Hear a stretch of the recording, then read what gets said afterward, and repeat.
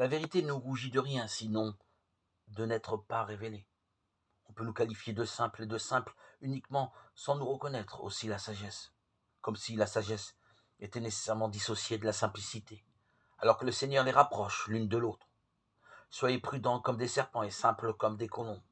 Ou alors, si nous n'avons pas la sagesse parce que nous avons la simplicité, nous ne devons pas penser que cela, non pas eux, la simplicité parce qu'ils ont la sagesse. Or, si ne pas être sage, c'est être sot, ne pas être simple, c'est être nuisible.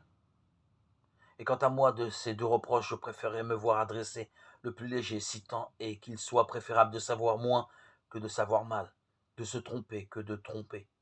C'est habituellement la colombe qui désigne le Christ, Matthieu 3,16, Jean 1,32.